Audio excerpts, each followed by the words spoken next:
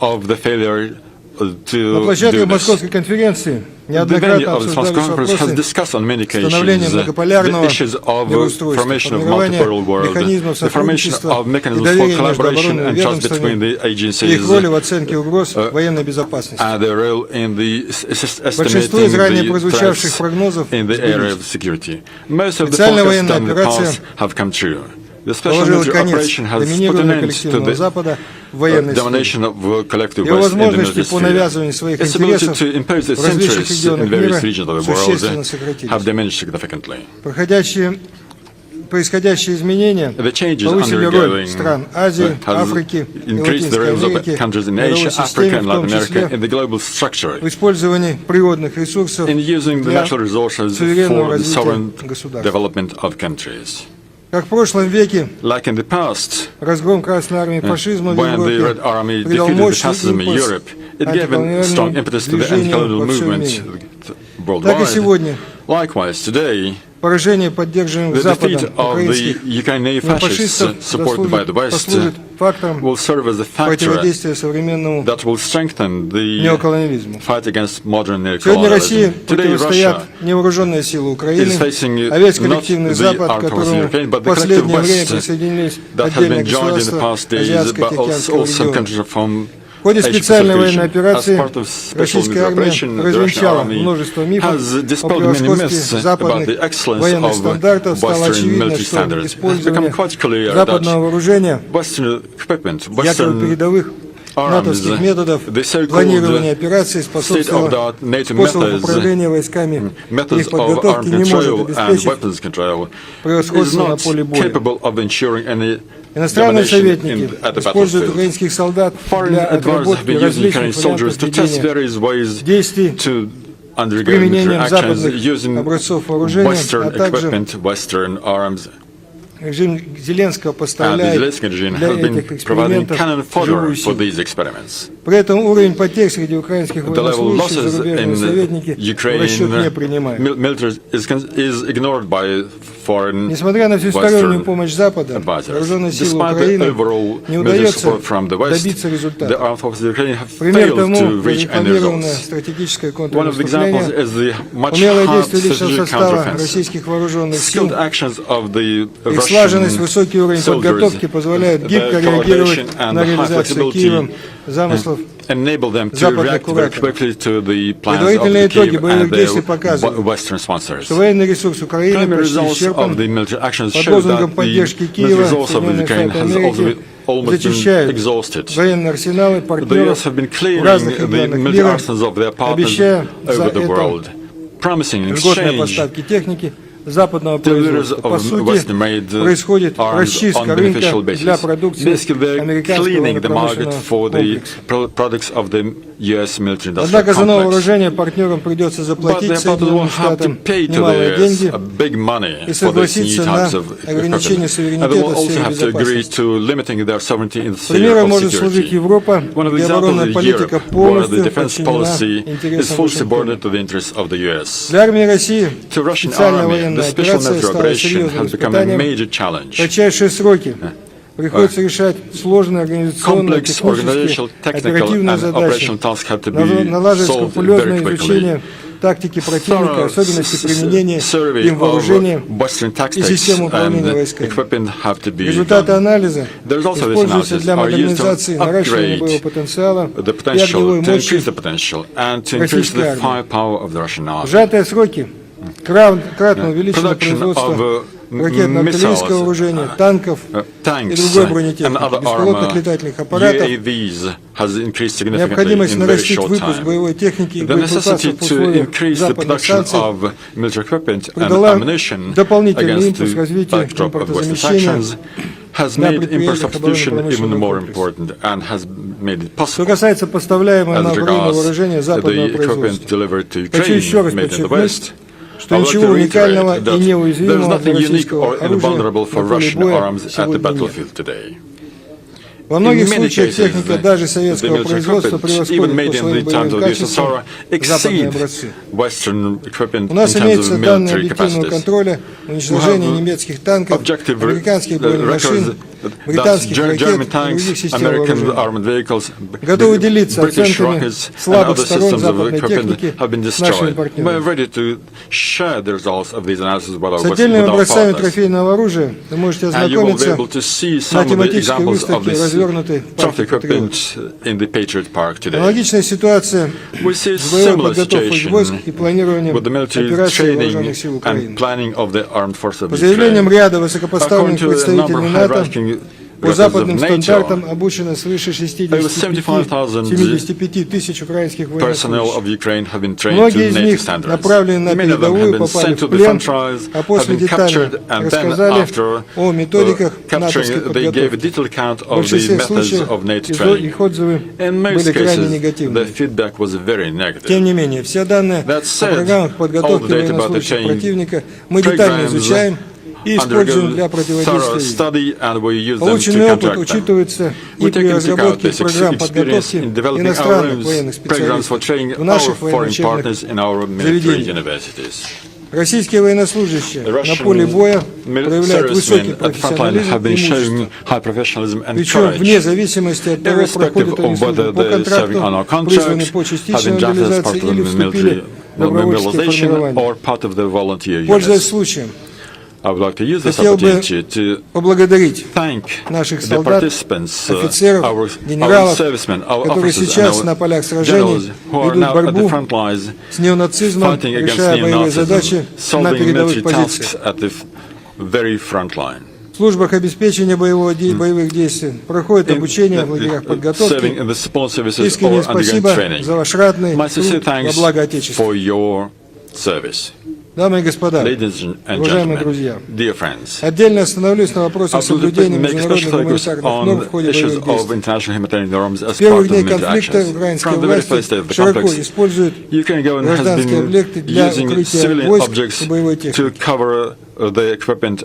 Школы переоборудуются в казармы, в жилых районах размещаются укрепрайоны и позиции тяжелой техники. При этом мирное население не эвакуируется и служит живым щитом для прикрытия войск. Усиливаются обстрелы вооруженных сил Украины, мирных кварталов в Донецке и других неподконтрольных Киеву населенных пунктах, а также приграничных российских областей. Тревожная обстановка складывается вокруг Запорожской атомной электростанции. Киев подвергает регулярным обстрелам с тяжелых видов вооружения. Действия ВСУ могут спровоцировать ядерные катастрофы. Мы фиксируем, ежедневно передаем структуру Организации Объединенных Наций, Международного комитета Красного Креста информацию об инцидентах. Реакция, к сожалению, зачастую международные чиновники заявляют о якобы отсутствии у них какой-либо информации о несоблюдении Украины гуманитарного права. Особый цинизм киевский режим проявил при реализации Черноморской зерновой инициативы.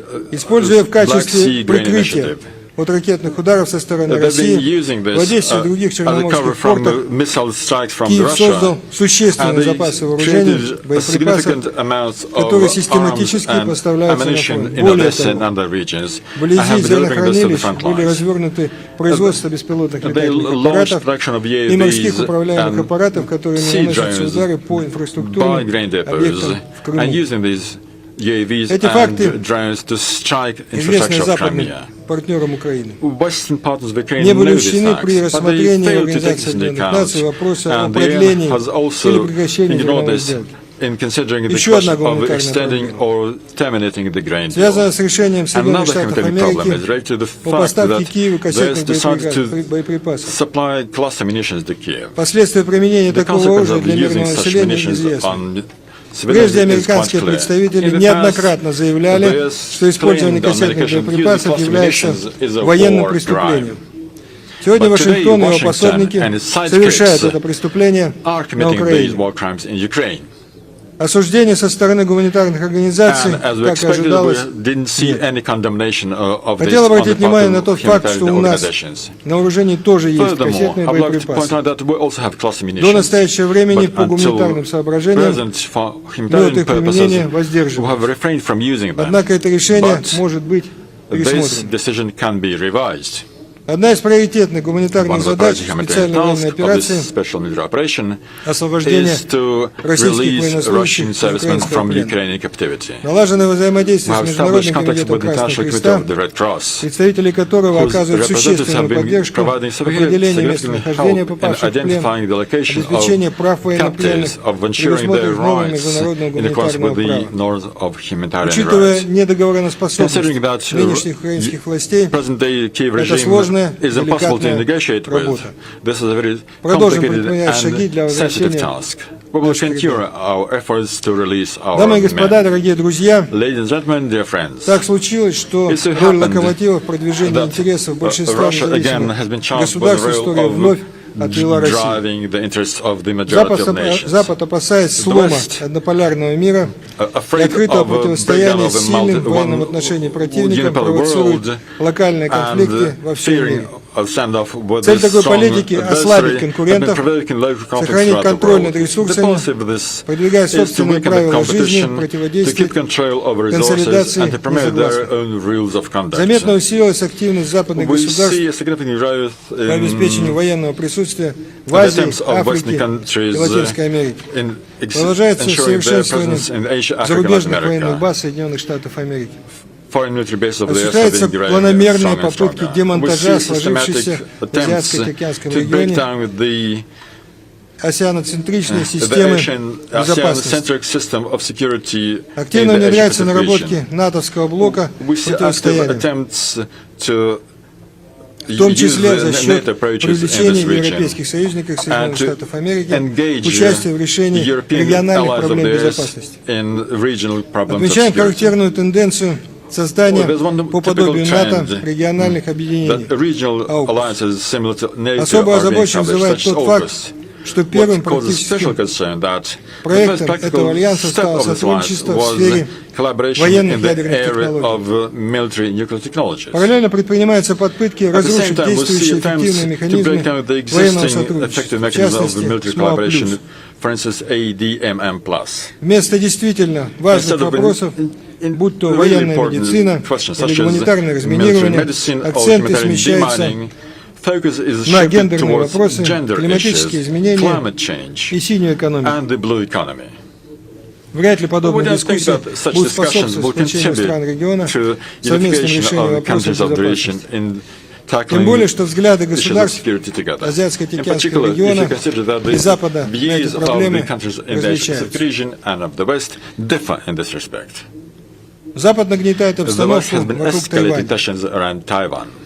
Просматривается ряд аналогий в методах работы, которые ранее использовались для расшатывания ситуации вокруг Украины. В первую очередь, это связано с поставкой вооружения, ростом националистических настроений, средств массовой информации, формированием прозападной, антинациональной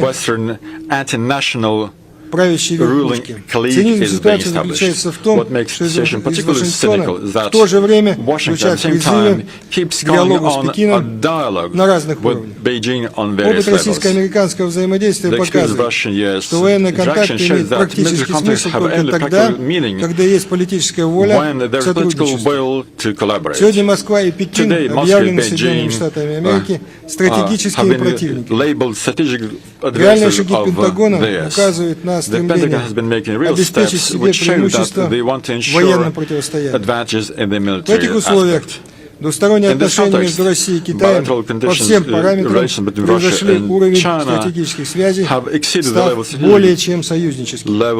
Будем и далее укреплять военное сотрудничество со странами Азиатско-Тихоокеанского региона, где одним из наших важнейших партнеров является Индия, с которым у нас исторически установились особо привилегированные отношения. С Вьетнамом, Мьянмой, Монголией, Лаосом, Индонезией, Бангладеш нас объединяет совместный опыт борьбы против колониального господства. Особо хотел бы отметить ситуацию на Корейском полуострове. В ходе визита в Пхеньян я лично убедился в достижениях народа этой страны под руководством председателя государственных дел Корейской Народно-Демократической Республики Ким Чен Ына в обеспечении собственной безопасности.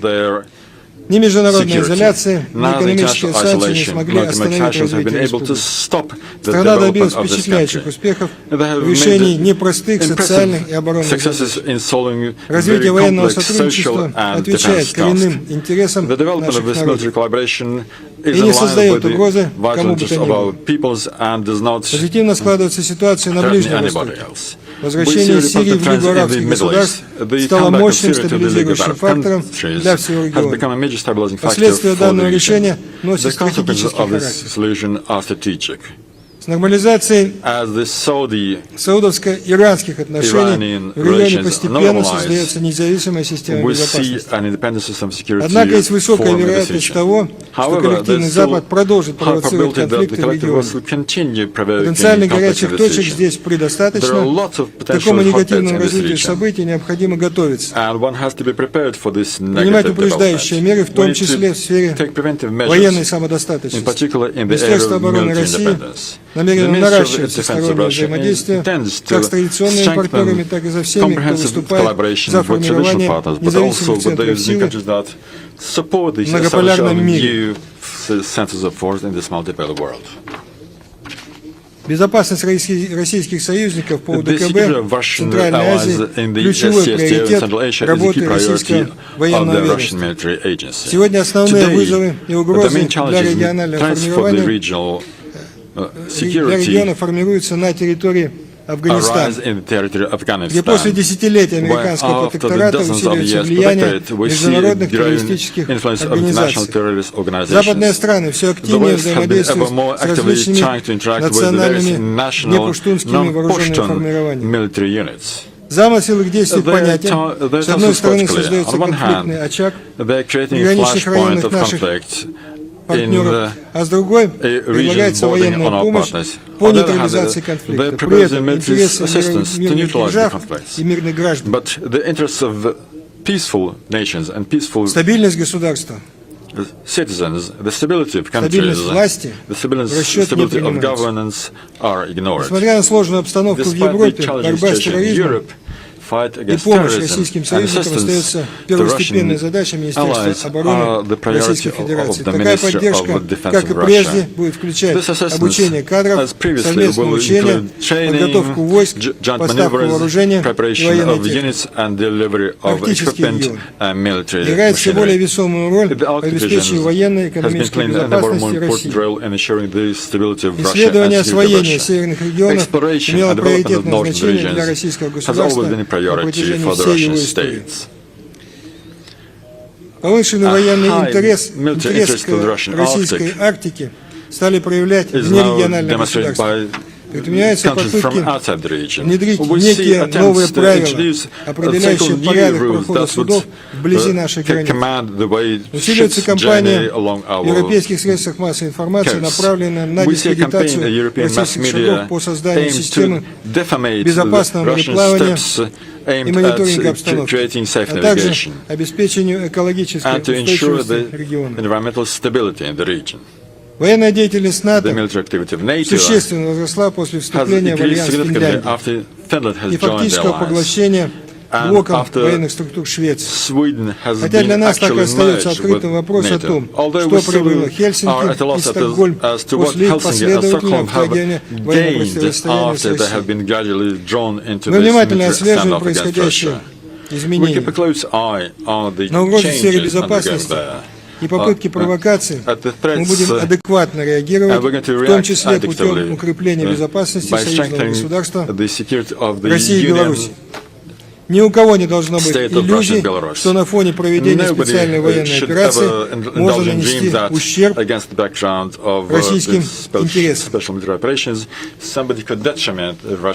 Уважаемые друзья, Латинская Америка сегодня показывает пример отстаивания прав на независимое развитие народа. Формирующийся здесь поле силы приобретает все большее значение в современном мире. Развивающиеся многосторонние связи стран региона, активное сотрудничество с независимыми международными организациями открывает неплохие перспективы преодоления американской доктрины Монро, действие которой ограничивает независимость государств региона. Мы искренне благодарны We would like to extend our sincere военным thanks ведомствам Кубы, to the military Венесуэлы, agents of Никарагуа Cuba, за Venezuela, поддержку специальной военной Nicaragua for операции. supporting the С самого special ее operations начала. from the very В first рамках days. действующей программы As сотрудничества part of the готовы existing поделиться опытом collaboration program, we're адаптации to армии share к боевым the действиям в experience of adapting современных the army to высокоинтенсивной military activities войне. in the high Наши позиции по оценке intensity war ситуации в today. мире во многом совпадают с Our большинством views стран on the региона. situation in the world Отмечаем coincide in many необходимость aspects with the countries развивать in the контакты region. с We would партнерами like to из Бразилии, Боливии, Перу, Мексики, Аргентины. to note the need to Консультации develop contacts with our partners from Brazil, делегационный обмен Bolivia, следует Peru, активизировать Mexico, в новых Argentina. условиях противодействия Consultations со and стороны exchange of Соединенных delegations Штатов should Америки и be их союзников. going on more actively against the backdrop Мне of приятно видеть antagonism в зале against наших with the многочисленных US друзей and и allies. партнеров. It is a special pleasure for me to see our Московская конференция multiple friends проходит and после partners from второго the саммита African Россия-Африка, continent. This который conference is недавно taking place успешно after the завершил second работу Russia-Africa в summit Санкт-Петербурге. that successfully ended Сегодня у a нас short есть time ago in St. возможность Petersburg. детально Today обсудить we can военные discuss аспекты at безопасности length в Африке, the aspects of military определить и security in скорректировать Africa, to identify приоритеты and to adjust the военного и priorities in военно-технического military сотрудничества. and technical collaboration Дискуссии, spheres. состоявшиеся в ходе саммита The discussions held during the Россия-Африка, укрепили Russia-Africa нашу summit уверенность в том, что strengthened our conviction противодействие that неоколониализму fight наряду against с противостоянием neocolonialism террористической угрозе alongside with является fight базовым against terroristic элементом threats сотрудничества. are a basis Мы убеждены, что страны for Африки collaboration. должны иметь We're convinced современные that вооруженные African силы, countries must have обученные, state-of-the-art хорошо оснащенные, способные armies, самостоятельно well реагировать на вызовы и trained угрозы and capable собственной of безопасности. reacting to challenges and threats to their Деятельность stability Запада в and африканском security.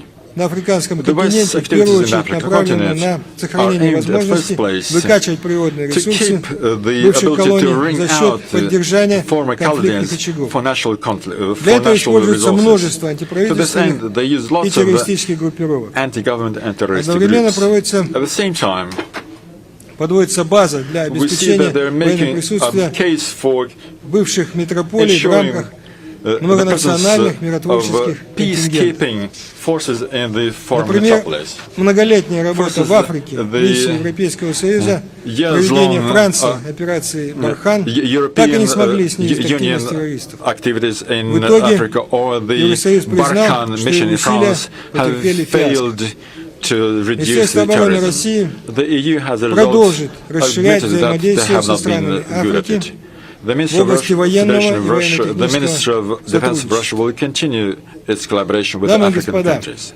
Ladies and gentlemen, Ваше участие в your Московской participation конференции in the имеет Moscow важное conference политическое has a измерение. major political aspect. Доказывает значимую It роль proves взаимодействия that военных ведомств the дружественных collaboration стран, between the особенно в military agents of условиях the сложной friendly международной countries, in обстановки. particular against the backdrop of Только вместе мы complex сможем international обеспечить situation, is very стабильность и important. мир It is only наших together that народов. we can ensure the stability and peace for our people. Желаю всем I wish all интересных of you very и fruitful полезных встреч, and stimulating плодотворных discussions дискуссий в ходе плановых заседаний during the и plenary круглых sessions столов. and roundtables. Благодарю за внимание. Thank you for your attention.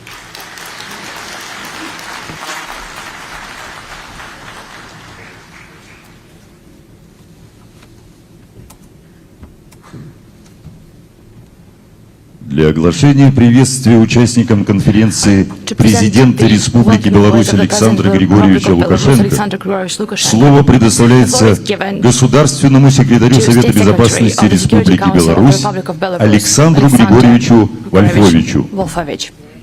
Welcome address by President of the Republic of Belarus, Alexander Lukashenko, delivered by State Secretary of the Security Council of the Republic of Belarus, Lieutenant General Alexander Wolfovich. Дамы и господа, уважаемые друзья и коллеги, разрешите вас поприветствовать от имени миролюбивой и гостеприимной Республики Беларусь. Прежде всего, позвольте выразить признательность Сергею Кужугетовичу, всем нашим российским друзьям и коллегам за организацию этой знаковой и масштабной конференции. За годы своего развития мероприятие стало традиционным, узнаваемым и представительным международным форумом. Сегодняшняя конференция проходит в условиях беспрецедентно сложной геополитической обстановки, когда как никогда важен любой диалог для снижения международной напряженности. И в этом отношении непосредственный конструктивный обмен мнениями между руководителями военных ведомств ведущих государств мира ничем не заменит. Белорусская сторона – постоянный и неизменный участник этого мероприятия. Это имеет для нас особое значение, с учетом подходов нашей страны к поддержанию мира и безопасности. В фокусе нашего внимания были и есть такие вопросы, как необходимость выстраивания многополярных отношений, обеспечение неделимости безопасности, неукоснительное выполнение международных обязательств, укрепление мер доверия между государствами. Вместе с союзниками и партнерами мы должны двигаться к формированию новой архитектуры международной безопасности, основанной на принципах права, справедливости и взаимного учета интересов всех государств. Для меня особенно приятно видеть на нашем форуме наших друзей и единомышленников, с которыми у нас уже сложились тесные двусторонние отношения по вопросам безопасности. Уверен, что сегодняшняя встреча послужит развитию совместной поступательной работы в направлении расширения глобального содержательного диалога по всем важнейшим проблемам региональной и международной безопасности. Уважаемые участники конференции и гости данного мероприятия, позвольте выполнить почетную миссию, огласить послание участникам конференции президента Республики Беларусь Александра Лукашенко. Уважаемые участники конференции, приветствую вас на ежегодном Московском форуме по вопросам международной безопасности. За прошедшие десятилетия такие встречи и общение в формате многостороннего диалога по приоритетным направлениям обеспечения глобальной и региональной безопасности стали очень востребованы и актуальны. Они позволяют обменяться профессиональными мнениями, комплексно оценить динамику во всех регионах земного шара, сверить повестку дня ключевым проблемам сохранения мира. Текущая международная обстановка остается беспрецедентно напряженной. Обострились практически все известные вызовы и угрозы. Дискредитировано международное право в сфере контроля над вооружением. Нарастают риски применения оружия массового уничтожения, включая провокации с использованием ядерных и биологических средств поражения. Информационные войны, киберпреступления стали мощным фактором экономической и национальной нестабильности для всех, без исключения государств мира.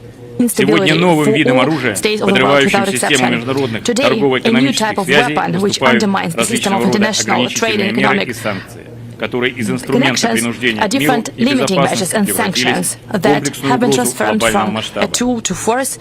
На этом фоне, оставаясь последовательным сторонником обеспечения мира и безопасности, выполняя ранее взятые на себя международные обязательства, Республика Беларусь вместе с партнерами, а также в рамках союзного государства Беларуси и России, прикладывает максимум усилий для укрепления взаимодействия в борьбе с транснациональными вызовами и угрозами различного характера. Размещая тактическое ядерное оружие на белорусской территории, мы адекватно реагируем на ускоренную милитаризацию Восточной Европы и рост военной активности Соединенных Штатов и НАТО. Вместе с тем, это не отменяет мирные инициативы, продвигаемые белорусской стороной в интересах перезапуска диалога по вопросам европейской и глобальной безопасности на равных условиях во благо всей планеты, нашего общего дома. Уважаемые участники конференции, уверен, что очередная встреча в Москве послужит тесному укреплению сотрудничества между государствами и народами, станет значимым этапом на пути построения новой системы международной безопасности. Желаю вам успехов, благополучия и плодотворной работы. Александр Лукашенко.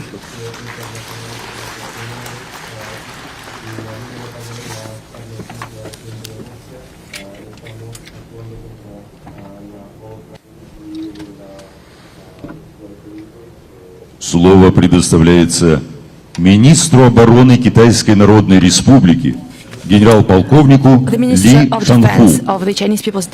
Statement by Minister of Defense of the People's Republic of China, Colonel General Li Shangfu.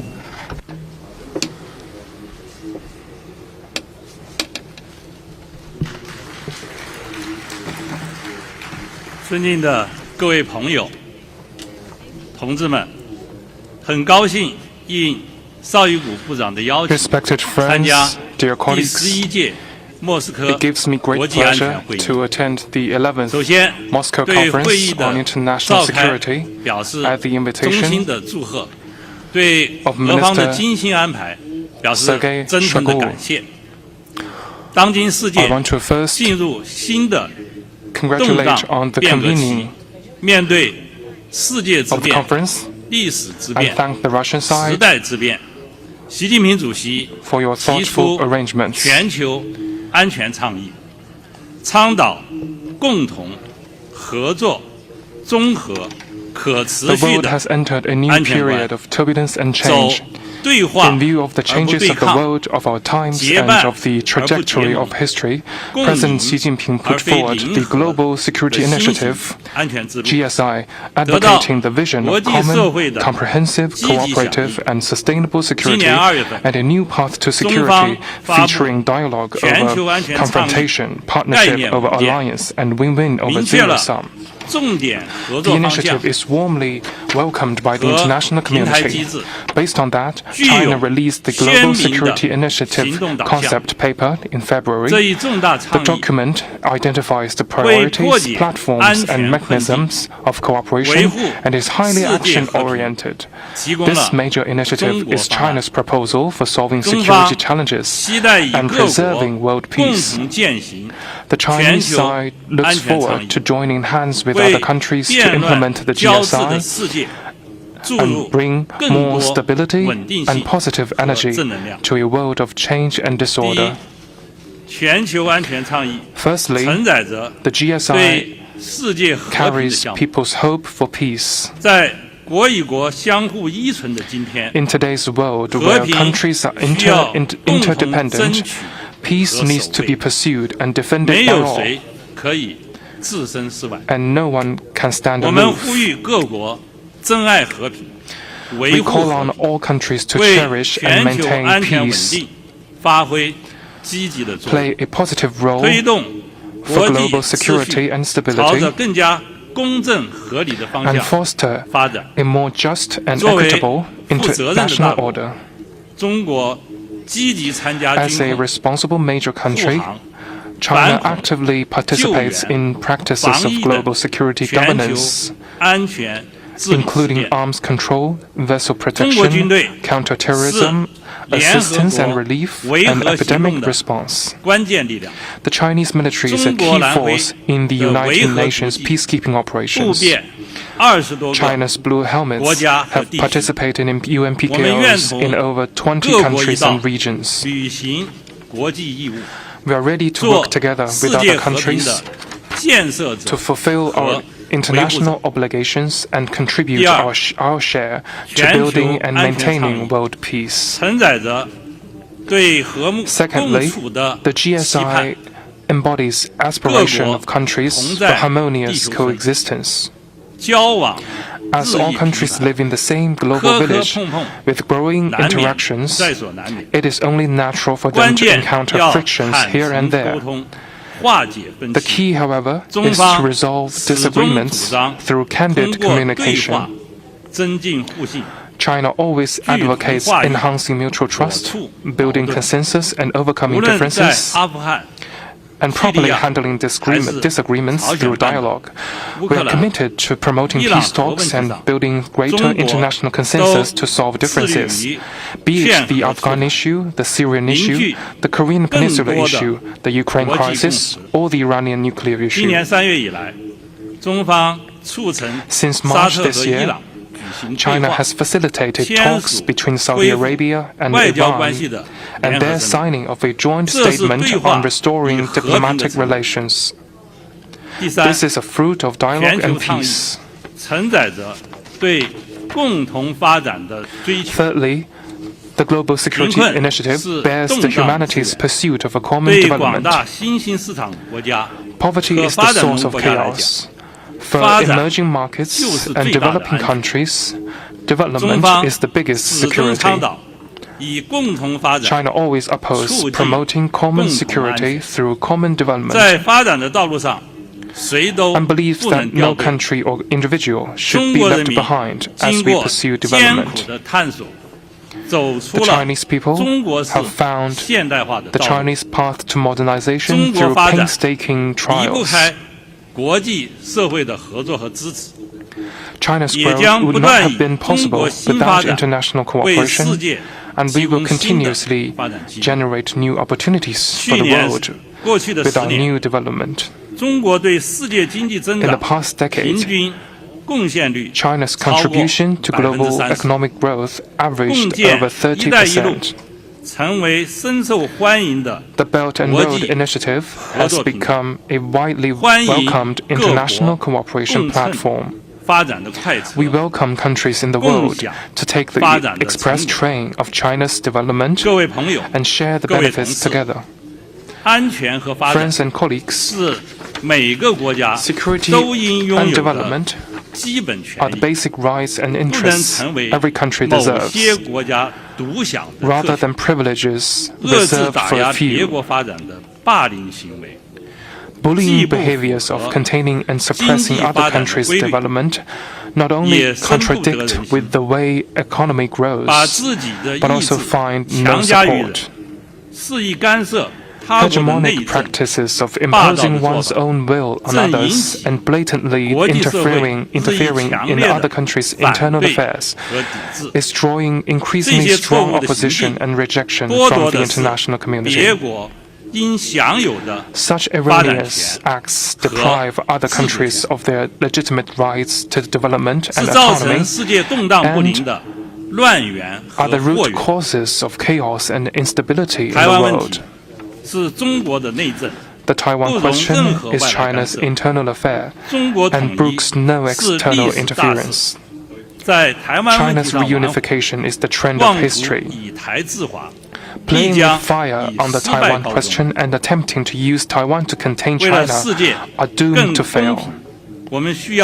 For a more just world, we need to stand in solidarity to reject willful power politics. For a more secure world, we need to support each other to reject long-arm global military hegemony. For a more inclusive world, we need to come together to reject containment and suppression by hook or by crook. Dear friends and colleagues, the Chinese military is a staunch force for world peace. We stand ready to comprehensively deepen practical cooperation with militaries of other countries and practice the GSI together. Firstly, China will continuously enhance military, security, and strategic mutual trust with other countries. We have carried out military exchanges with over 150 countries.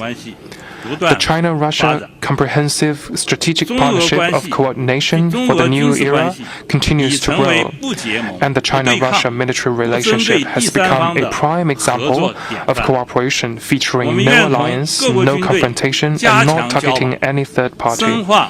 We are willing to strengthen exchanges with the militaries of other countries, deepen military cooperation with ASEAN members and other neighboring countries, elevate military relationship with European countries and the EU, and consolidate traditional friendship with the militaries of African, Latin American, and Caribbean and South Pacific countries. We will keep expanding our circle of friends based on equality, mutual trust, and win-win cooperation.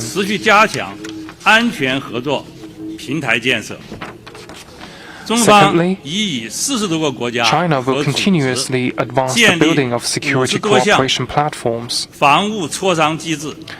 China has established over 50 defense consultation mechanisms with more than 40 countries and organizations. We will continue to support the institutional building of the Conference on Interaction and Confidence Building Measures in Asia.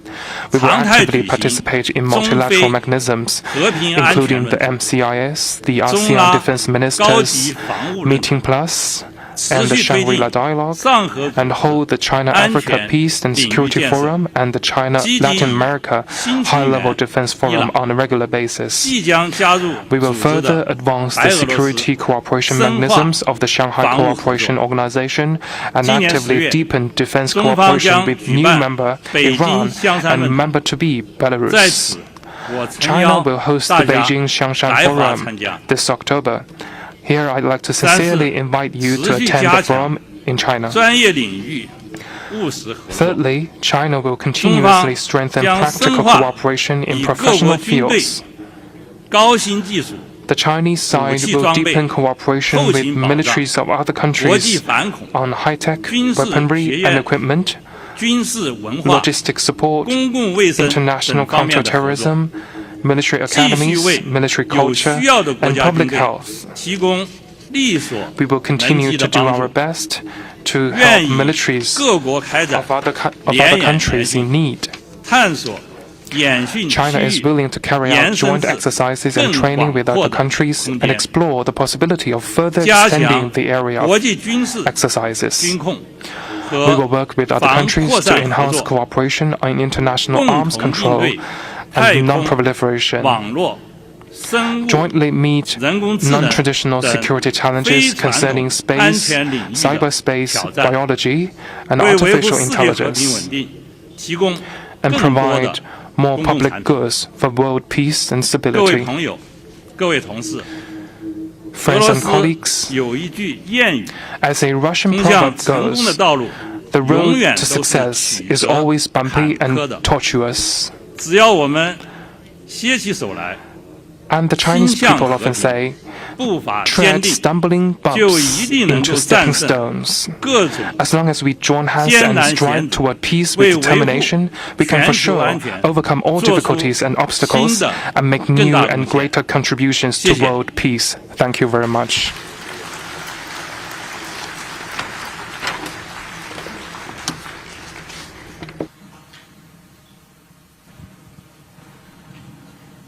Слово предоставляется министру обороны Республики Беларусь, генерал-лейтенанту Виктору Геннадьевичу Кренину.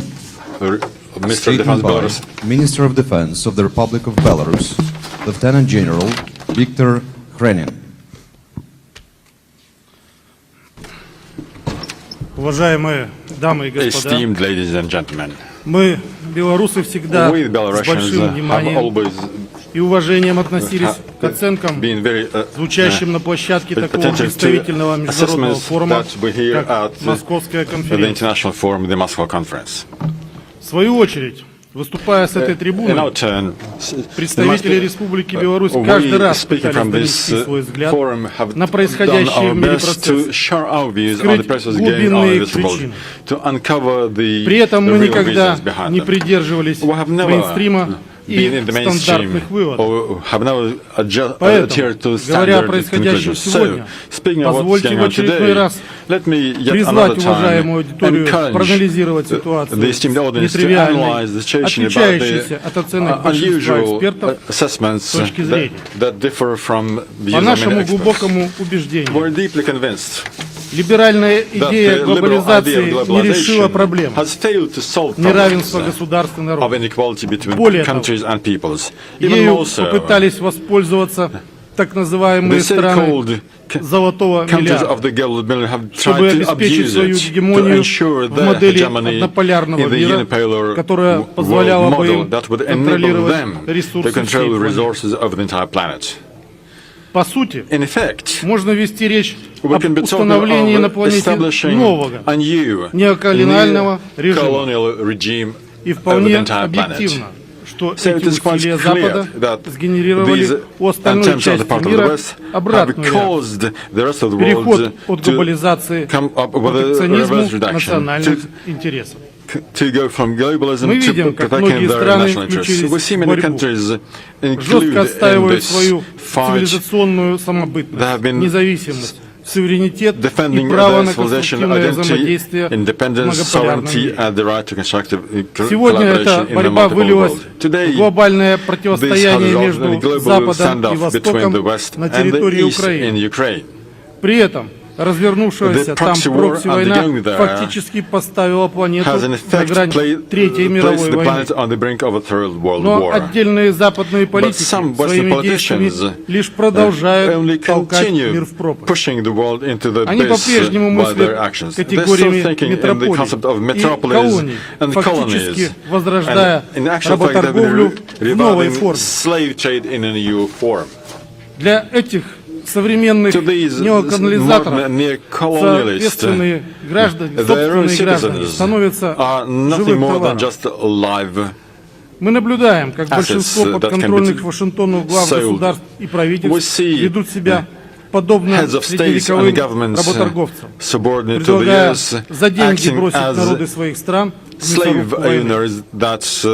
На наш взгляд, последнее расширение Североатлантического альянса также является своеобразной колонизацией новых территорий с целью использования проживающего там населения в вероятной войне с Востоком. Причем под словом «Восток» здесь надо понимать все государства, готовые противостоять западному государству, в том числе в том, что европейские властные элиты ориентированы именно на такую глобальную войну с Востоком, сомневаться не приходится.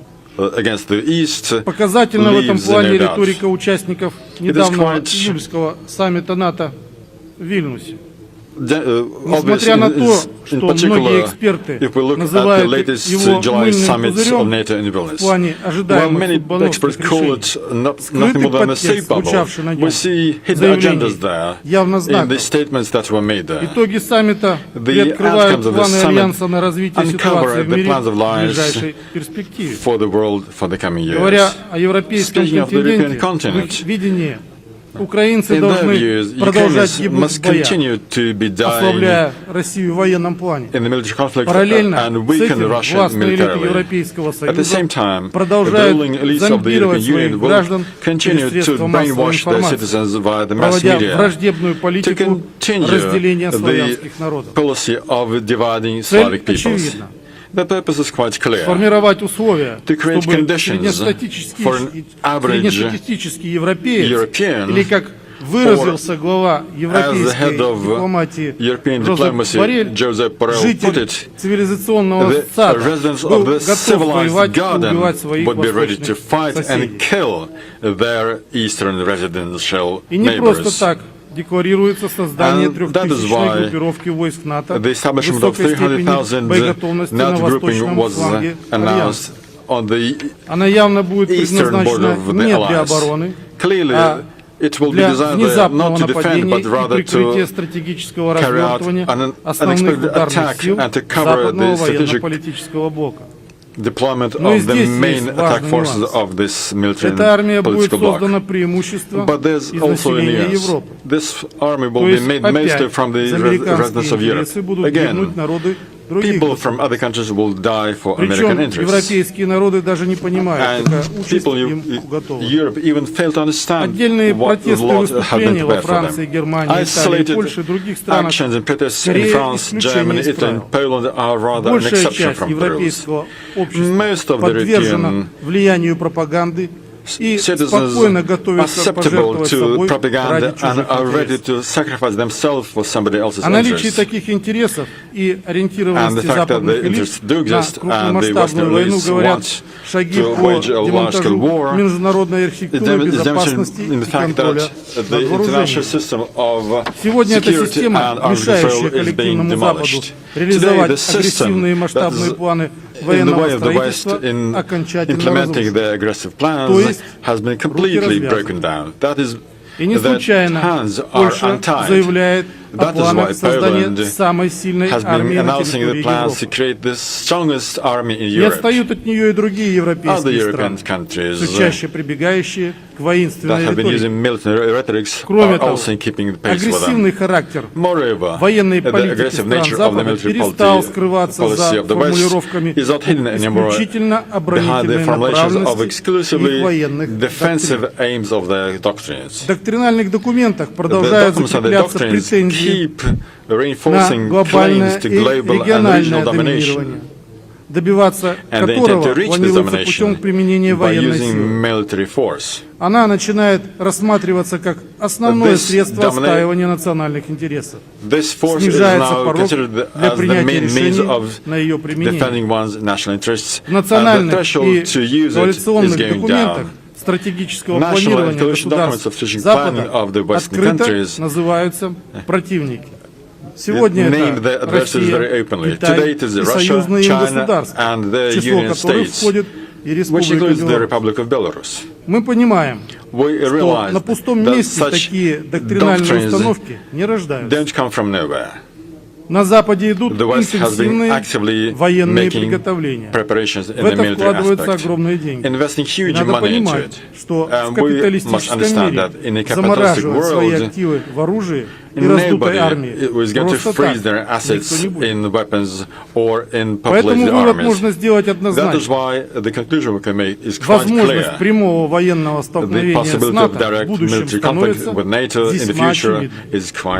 На сегодняшний день все маски сброшены. Истинные планы Запада уже открыто звучат из уст высокопоставленных должностных лиц.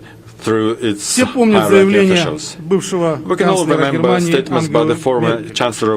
значении Минских соглашений в подготовке агрессии против России. В январе текущего года глава немецкого МИДа вовсе заявила о том, что в настоящее время НАТО фактически уже воюет с Россией.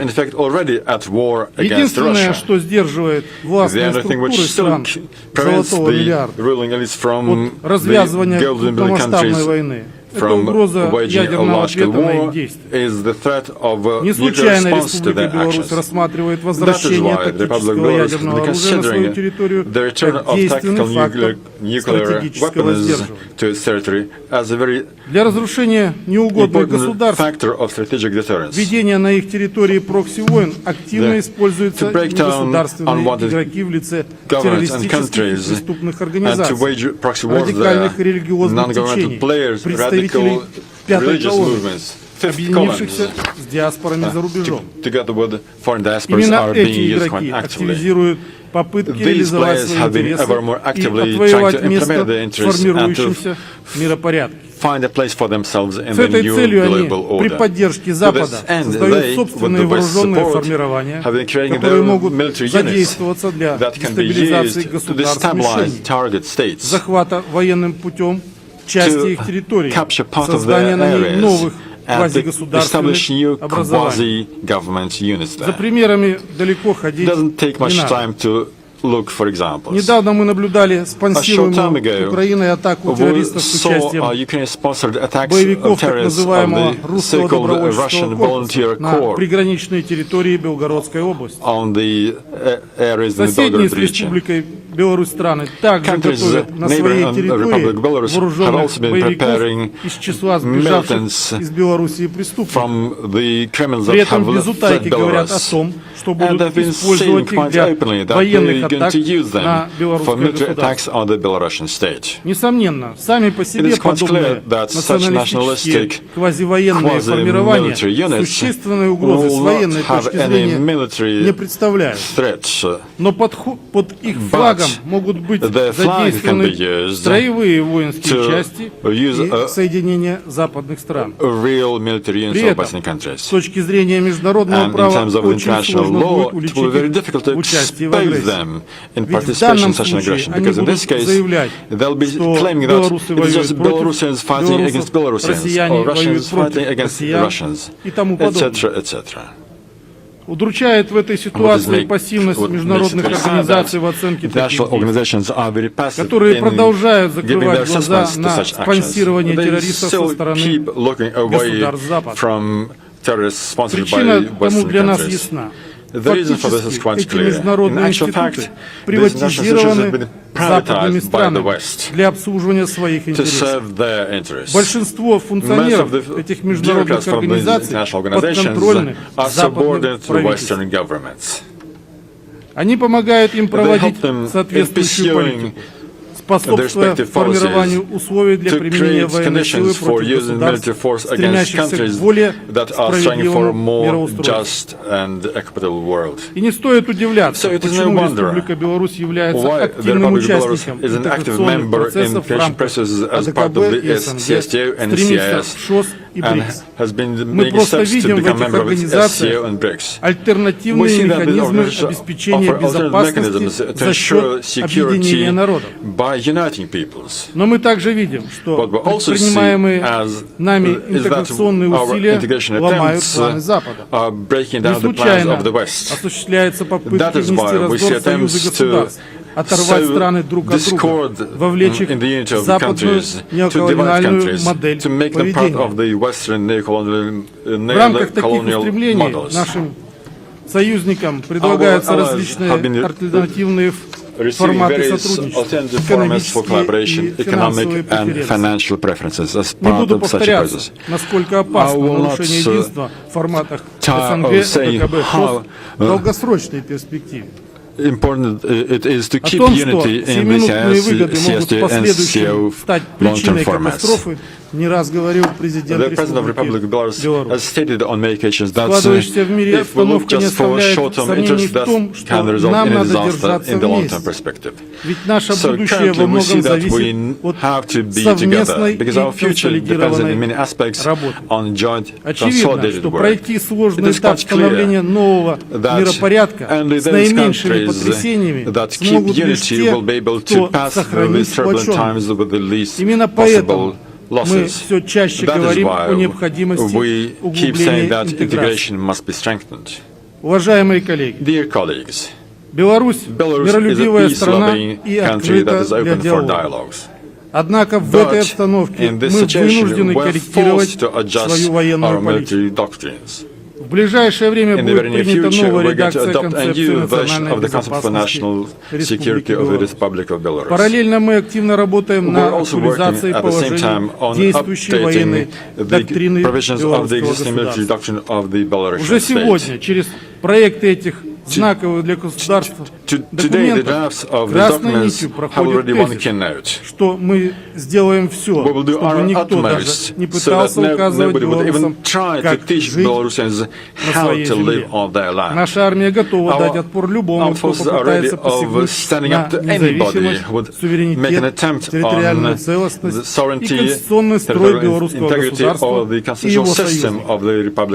Но в то же время и это будет продекларировано в новой доктрине. Мы не планируем ни на кого нападать, не хотим ни с кем воевать и всегда готовы к методам обсуждению любых актуальных вопросов международной безопасности. Вполне очевидно, что диалог необходимо возобновлять именно сейчас, пока еще есть выход из тупика и не развязана очередная мировая война. Позиция Республики Беларусь однозначна. Любыми средствами остановить войну. Потом, может быть, уже поздно. Надеюсь, что наш посыл будет услышан. Благодарю за внимание.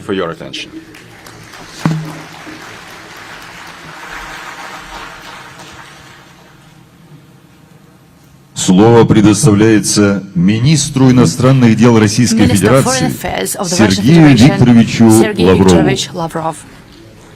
Statement by Minister of Foreign Affairs of the Russian Federation, Sergei Lavrov. Уважаемые дамы и господа, ladies and gentlemen, dear friends, it's a big honor for me to speak again at Moscow Conference on International Security. It is gratifying to see that this time participants from different countries have managed to come here, as usual, despite the fact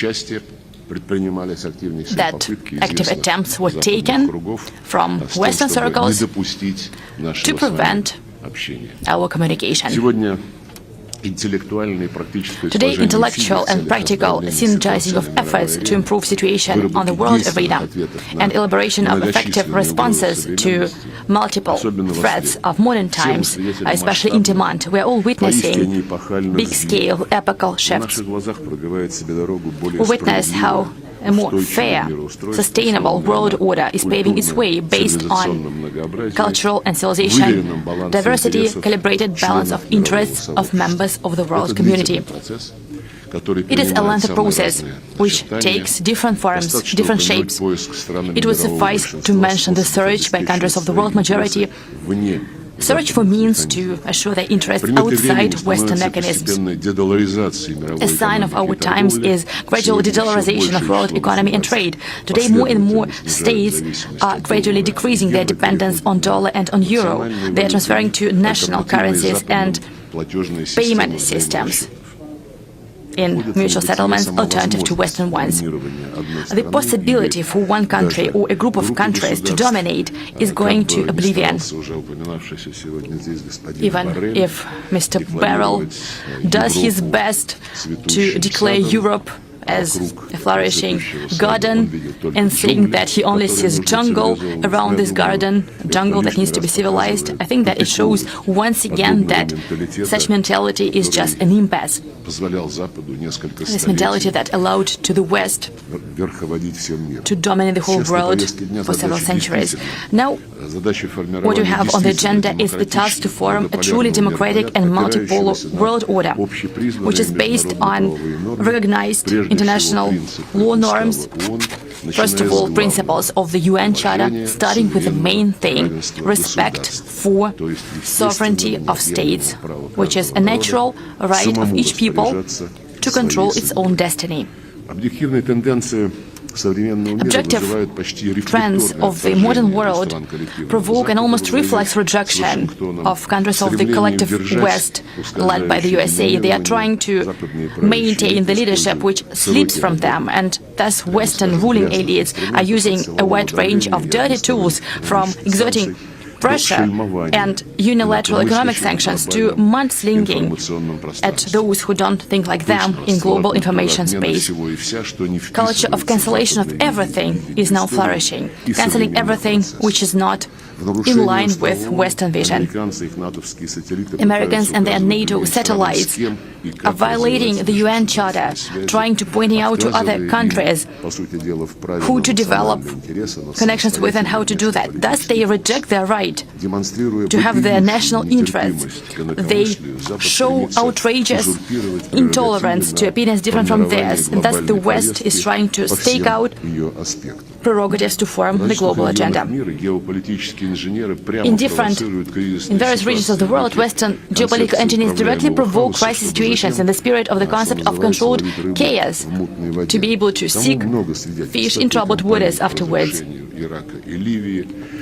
Iraq, Libya, destruction, imposing of separatism in Syria, and many other examples may be cited, including orchestrated by Washington and Brussels, blood-stained coup d'etat in Kiev in February 2014, which was a blatant violation of the UN principle, which is non-interference into domestic affairs.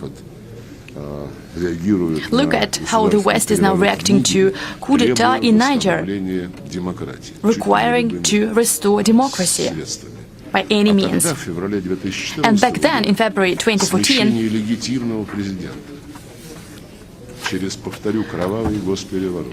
that blood-stained coup d'etat, a day after an agreement was reached to settle the conflict with the Eastern Union's guarantees, back then it did not provoke any negative reaction in the West. And I remember that John Kerry said several days after the coup, he said, well, yes, it used to be a legitimate president, and then people just revoked his powers. It was a manifestation of democracy, I'm almost quoting. There are many examples of such hypocrisy and double standards. They are enumerate, and to cover their racist line and to stake their hegemony, the Westerns are trying to change law which they are violating very often, and President Putin provided his evaluations of such actions many times. Quite recently, at the plenary session of the second summit, Africa-Russia, he said, "It's not clear at all what these rules are, who created them. It is clear that they are used by individual countries for their own selfish interests, and they are changed due to political conjuncture. As I have said, they are trying to use these rules in their favor, any way they wish, when it is aligned with their interests in the area of world trade, world financial system, as part of international security obligations, and many other spheres of interstate communication, including an arrogant attempt of the Western minority to almost privatize secretariats of international organizations, including the United Nations, Brandenburg Institute, World Trade Organization, Organization on Prohibition of Chemical Weapons, and we see pretty much the same trend in the activities of world sport federations. Washington and its allies are not bothered by the fact that by their illegitimate actions they are undermining global stability, they are creating more and more new risks, they undermine supply chains, food security, energy security. It has already been mentioned today. By increasing military presence near Russian borders, NATO members have been ignoring for many years very specific political promises given back in the Soviet times, promises not to expand NATO, and also obligations that were taken as part of OSCE, the obligation to comply with the principle of equal and indivisible security, not to reinforce somebody's own security at the expense of others, and not to allow the dominance of a particular entity in Europe. That is what NATO also committed to in Istanbul and what it committed to in Astana in 2010. Now, a whole number of key treaties and agreements in the area of arms control and non-proliferation, Washington just undermined it, and now there are even concerns that they will try to infringe on one of the cornerstone elements of global architecture of international security, which is non-proliferation treaty. We see that such risks are created when blatant attempts are made to exclude Anglo-Saxon nuclear project as part of the new AUKUS bloc, to eliminate it from this treaty. By the way, Anglo-Saxons are already inviting Japan and South Korea in this bloc. I can also quote rejection of NATO to discuss initiative by Mr. President Putin in 2021, initiatives to provide legally binding guarantees of security. I can go on and on. Today, the West has started hybrid aggression against Russia in different spheres, military, political, legal, economic, humanitarian. Many facts confirm that Americans and their allies have been preparing a crisis in Ukraine for many years, providing it with weapons and sabotaging resolution of the UN on peaceful settlement, taking into account rightful interests of people living in Donbass. Quite the opposite, the West was silent, and it was actually looking benevolently at the Kiev regime that was prohibiting the Russian language in educational institutions, in cultural facilities, and just in everyday life. It was also witnessing how Kiev officials were publicly threatening to eliminate Russian citizens, to call them not humans. Just think of Zelensky's interview in the autumn 2021, that if somebody in Ukraine feels that they are part of Russian culture, then for the future of their children, they need to go away to Russia. The West support the Western coordinators, and this whole operation was prepared.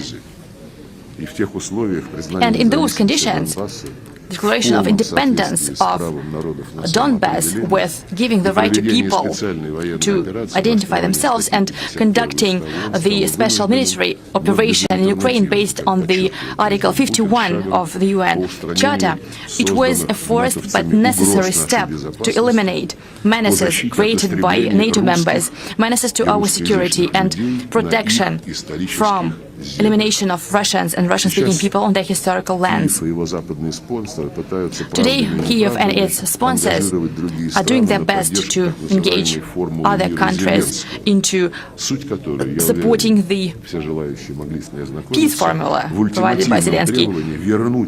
I think that some of you know about it. To help Ukraine go back to borders of 1991. Those initiatives are put forward, conferences are conducted, and I want to urge all of you, those who are being lured into the scheme. Ukraine has declared the task to eliminate everything which is Russian on territories which are not now controlled by it. This is what the requirement to put Ukraine back in the borders of 1991. This is what it means for them. We see sincere interest of China, Brazil, the South African Republic and other countries. We see their support in helping find realistic and peaceful ways to settle the conflict. Our president has said about that many times, as well as other leaders of the country. It is crucially important that our friends' intentions and propositions, they rely on the real reasons of what is happening and the fact that the West undermines the principle of indivisible security. Today, the USA and NATO, as well as the European Union, to save their geopolitical project to contain Russia, they are providing Ukraine with more and more modern armaments, and they are stoking the conflict more and more, and they are provoking uncontrolled spread of weapons all over the world. There are already many facts. It is a reckless line of conduct which increases significantly the menace of direct confrontation between nuclear states. All our sobering signals are ignored or are blatantly distorted in propaganda aims. It is evident that attempts to break down Russia with Ukrainian neo-Nazis' hands is an element of strategic course to reanimate unipolar world order. In other areas, any person who does not agree becomes an object of blackmail and threats, not to be an obstacle in Washington's plans. For example, the Indian-Pacific strategy, which has already been mentioned today, which has strong anti-China orientation, that alone says a lot. Having declared indivisibility of security of Euro-Atlantic and Indian-Pacific region, Westerners crossed out their previous statements about defensive nature of the alliance, and they declared officially that they are not only going to defend their territories, but they're also going to promote their dominance in this part of the world as well, in the Asian Pacific region. The course is taken to destroy ASEAN-centric architecture of security in the Asian and Pacific region, creating their military blocs and promoting and creating NATO infrastructure there. An example of utmost cynicism is Western position related to Taiwan. They are speaking about that without any shame. They are speaking about adhering to the concept of one China, but on the other hand, they require that no one violates the status quo. And what is status quo? We judge from practical actions. It means that Taiwan is treated as independent state, and status quo means that Taiwan is provided with modern armaments, just the way it is done with respect to Kyiv regime. Another example of detrimental influence of the USA on this region's affairs, it is constant increasing of tension on the Korean Peninsula. It is also engaging Japan and South Korea into its aggressive position and refusal to have an equal dialogue with the participation of Korean Democratic Republic, which is ready to be supported by China and Russia.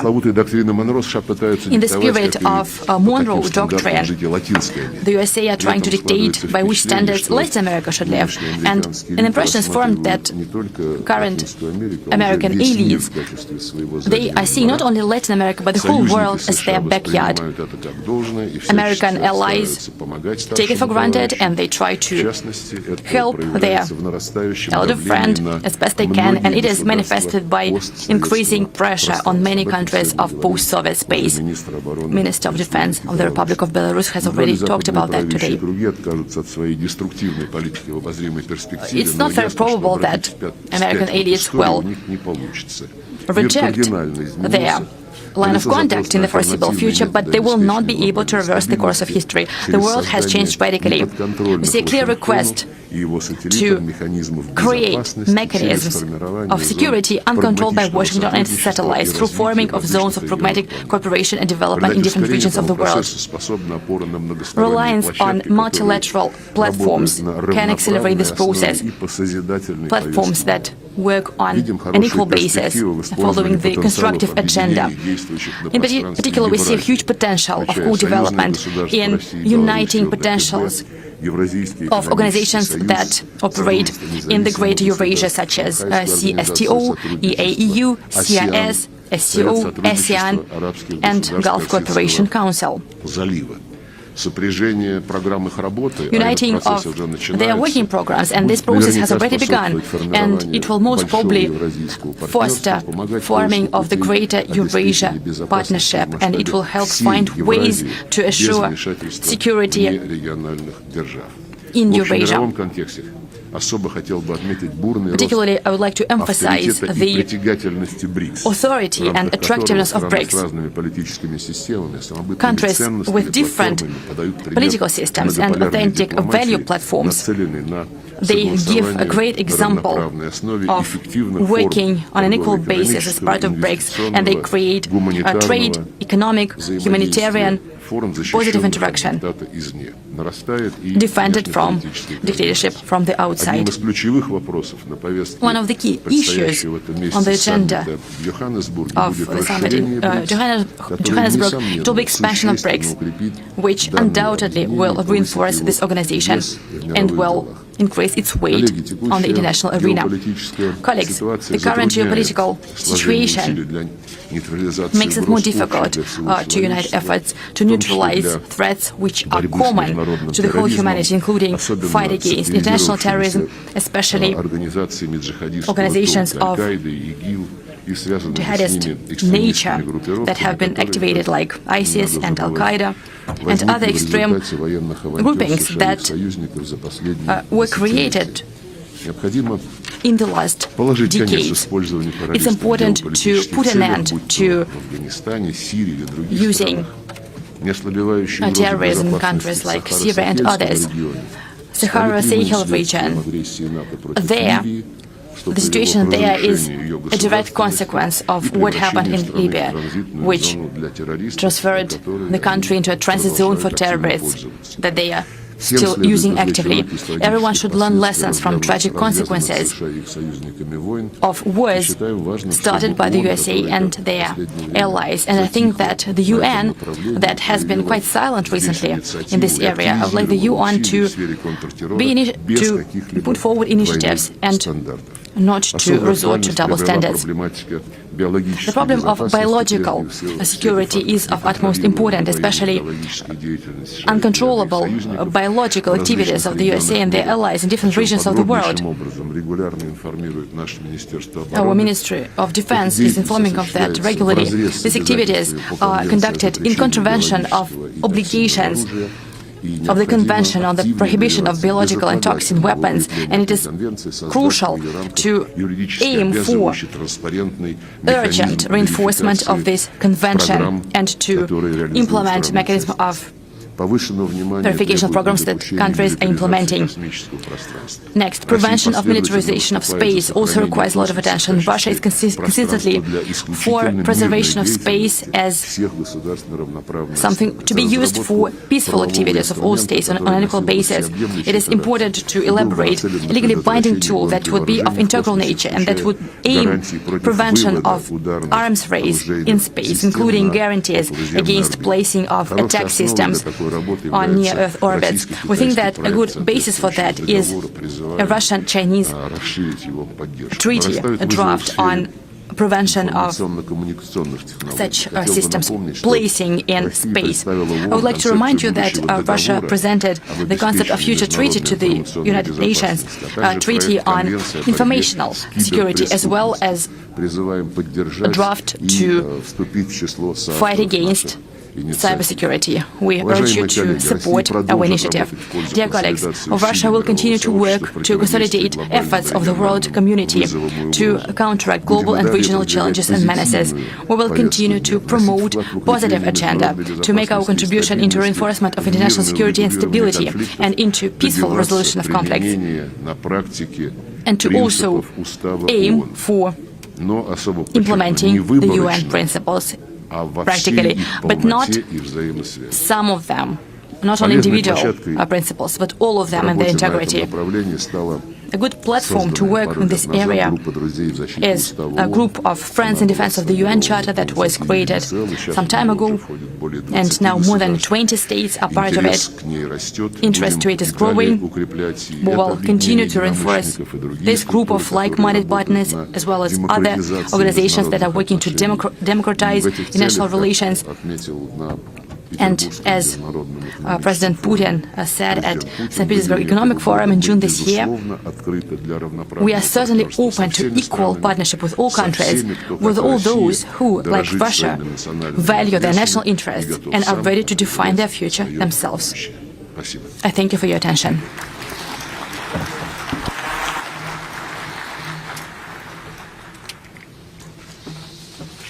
Слово предоставляется директору службы внешней разведки Российской Федерации Сергею Евгеньевичу Нарышкину.